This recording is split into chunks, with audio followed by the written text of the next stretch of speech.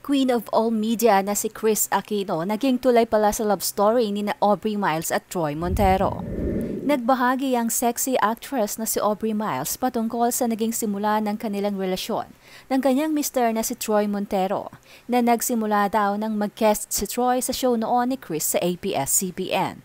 Ani Aubrey, nasabi raw ni Troy sa panayam kay Chris na matagal na niyang crush si Aubrey Miles. At habang gumeere ang show ay tinawagan daw ni Chris ang actress. Tumawag siya on air, live. Sabi niya, "Can I give your number?" Tapos sabi ko, "Yeah, sure." Kwento ni Aubrey sa nakaraang episode ng Fast Talk with Boy Abunta. That time raw ay nasa kabilang room lamang si Aubrey at naghahanda na para sa kanyang guesting sa susunod naman na programa. In fact, nanonood nga daw ang actress sa interview ni Chris kay Troy. "After nyo, kami na next. Hindi pa ako tapos mag-makeup, dumaan siya ng dressing room." Kwento ni Aubrey habang nakatingin kay Troy na gusto raw magpa-picture sa kanya. Reaksyon naman ni Troy, "Syempre, I had to follow up kasi the ice has been broken, di ba? So I went straight and I said hi, introduced myself." Pagbabalik daw pa ni Aubrey sa tagpong iyon, "You asked for a photo. Di ko alam kung sure talagang gusto niyang magpa-photo. Gusto lang na may purpose yung pagkatok niya." Tapos sabi niya, "I'll message you." Alam mo, pag uwi ko, pagkatapos ng show, may message agad ako. Dagdag chika pa ni Aubrey. Matatanda ang na-engage ang dalawa nito lamang March 2022 matapos ang kanilang 18 years na pagiging mag-boyfriend at girlfriend. At noong June 2022 naman ay nagpakasal na sila sa isang intimate civil wedding ceremony. Binayayaan sila ng dalawang anak, sila Hunter at Rocket, at may isa pang anak si Aubrey sa dati niyang nakarelasyon. Sumagot naman ang mag-asawang sina Aubrey Miles at Troy Montero sa tanong kung bakit nga ba umabot ng halos 2 dekada bago sila tuluyang magpakasal.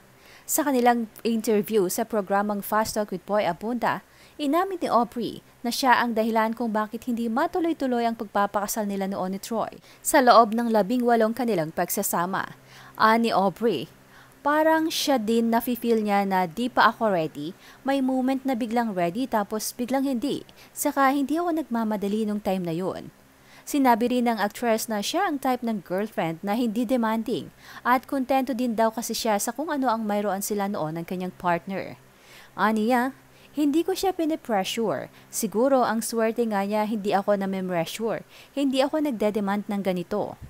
Happy ako, super happy ako sa sitwasyon. Parang bakit ko gagalawin kung okay naman, masaya naman ako sa kanya."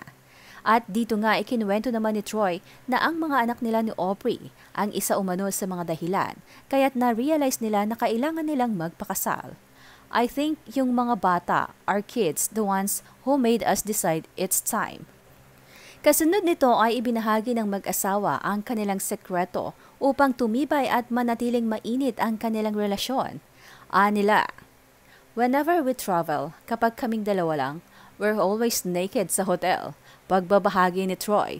Patuloy naman ni Miles, "Natutulog kami nakahubad, normal lang. Even sa bathroom, we talk nakahubad." Para sa kanila kasi, importante sa isang relasyon ang intimacy. It's one of the fun parts of the relationship. Dagdag pa ng actress, "It's important, maybe not necessity, na kailangan lagi kang sexy. Para sa amin, it's a fun thing to do." Sa kaparehong panayam naman ay ibinahagi rin ng actress na mayroon na siyang sinugod at sinampal na babae na umaaligid sa kanyang mister.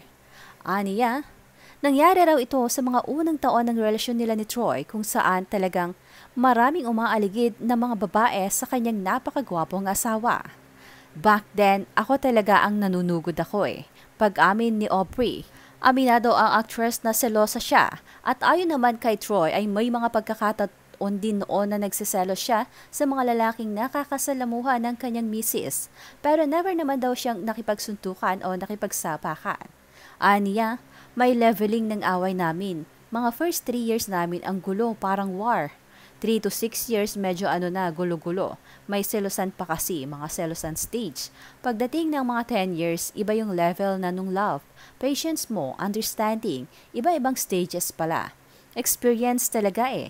Akala mo, alam mo na lahat in 3 years, 5 years." Napakomento naman ang mga netizens at nabilib sa pagtatagal ng dalawa. Sana raw ay forever na sila.